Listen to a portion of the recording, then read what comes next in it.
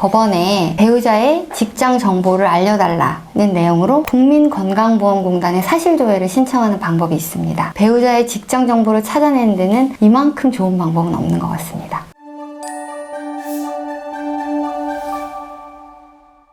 안녕하세요. 낭만로이어 서민 변호사입니다. 안녕하세요. 낭만로이어 송태근 변호사입니다. 얼마 전에 양육비 미지급자에 대한 형사고소 피의자 1호 사건이거든요. 이분이 검찰 수사 단계에서 13년 동안 밀린 양육비 1억 원을 전부 지급했다는 그런 소식이 들려왔는데요. 혹시 들어보셨나요? 처음 들었습니다.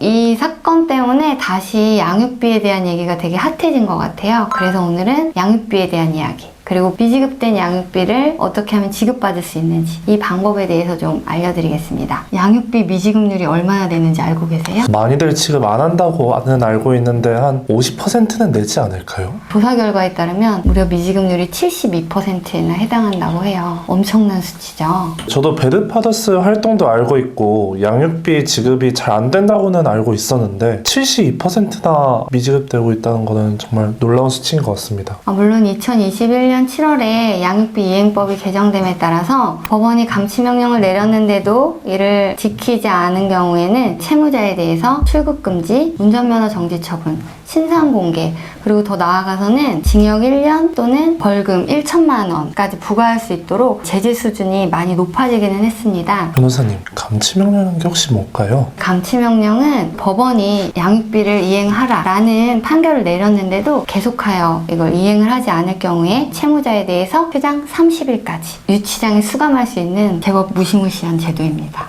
여기서 잠깐 양육비 미지급 형사고소 1호 사건에 대해서 좀 설명을 드리고 넘어갈게요. 이분은 좀 대단하신 게 1호 타이틀이 좀 많으세요. 2010년에 법원이 총 100만 원의 양육비를 지급을 하라 라는 판결을 내렸는데요. 100만 원에 대해서 이행을 한 번도 안 하시니까 법원에서 감치명령을 내렸어요. 그러고도 이행을 안 하니 여성가족부에서 출국금지, 운전면허 정지 처분까지 내렸는데 그래도 이행을 안 하십니다. 이때 이분이 타이틀 하나 또 획득을 하세요. 정부가 양육비 미지급자에 대해서 직접적으로 어떤 제재를 취한 1호 사례의 주인공이 되십니다. 이분은 그러고도 계속 지급을 안 하셔서 결국 신상공개 명령이 내려졌고, 그런데도 지급을 안 하셔서 결국은 전처가 그 개정된 법에 따라 형사고소를 하셨어요. 그래서 형사고소 1호 피의자 타이틀로 이때 획득을 하신 거고요. 그런데 이분은 돈이 좀 있으셨나 봅니다. 형사처벌이 두려우셨던지 바로 1억 원을 전부 지급하셨다고 합니다. 그렇지만 이번 사건은 형사처벌이 이렇게 도입이 된 이후에 순기능적으로 작용한 첫 번째 사례라는 점에서 피해자 쪽에서는 고소를 취하거나 하지는 않고 검찰이 어떤 결정을 내릴지 끝까지 지켜보겠다고 합니다. 이 사건은 13년이라는 시간이 흐르기는 흘렀지만 그래도 결국 양육비를 지급받을 수 있다는 점에서 좋은 결과를 얻은 사건이기는 해요. 하지만 이 형사처벌 조항이 앞으로도 계속 지급률을 끌어올릴 수 있을지는 조금 더 지켜봐야 할 것 같습니다.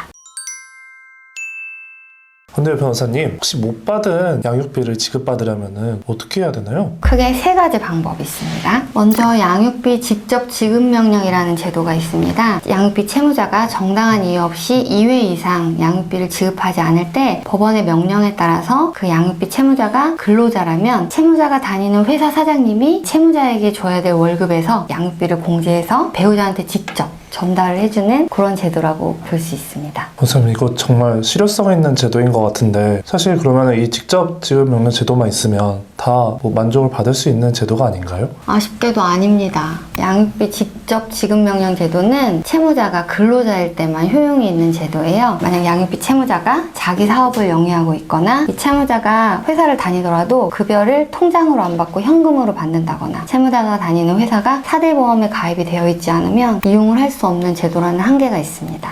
일단 배우자가 직장을 다니고 있는 것은 아는데 연락이 두절된 경우 아니면 어느 직장을 다니는지 모를 경우에는 직접 지급 명령 제도를 이용할 수 없다는 말씀을 하시는 건가요? 아주 예리한 질문 해주셨는데요. 이럴 경우에 배우자의 직장 정보를 찾아내는 게 핵심이에요. 근데 찾아내기가 참 쉽지 않겠죠. 여기서 제가 변호사로 드릴 수 있는 꿀팁이 하나 있는데요. 법원에 배우자의 직장 정보를 알려달라는 내용으로 국민건강보험공단에 사실조회를 신청하는 방법이 있습니다. 않는다. 일용직 노동자들도 건강보험은 가입하는 경우가 많거든요. 배우자의 직장 정보를 찾아내는 데는 이만큼 좋은 방법은 없는 것 같습니다. 오늘 영상 보신 분들 다 기억하셨죠?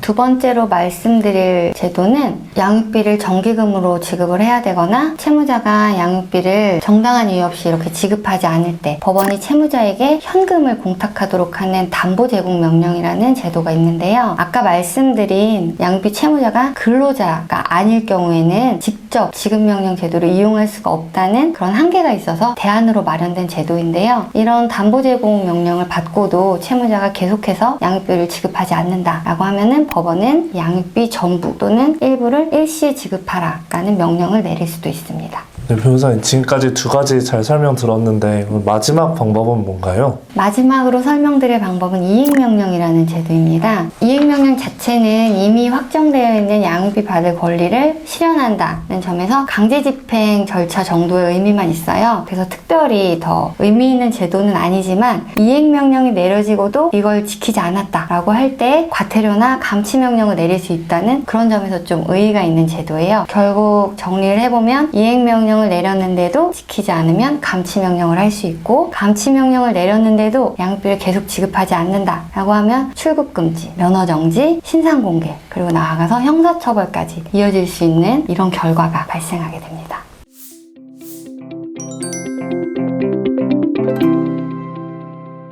지금까지 양육비 미지급에 대해서 어떻게 하면 받아낼 수 있을까? 이 방법들에 대해서 좀 알아봤는데요. 특히 양육비를 지급해야 되는 그런 부모님들, 사실 자녀들은 부모님들의 이혼만으로도 너무 충분히 고통받고 있어요. 이런 자녀들에게 경제적인 어려움까지 또 안겨주면 아이들이 너무 고통에 이렇게 내몰리지 않을까요? 양육비는 자녀에게 생존권으로까지 이어질 수 있다는 점 잊지 마시고 최우선적으로 변제하려고 최선을 다해주셨으면 좋겠습니다.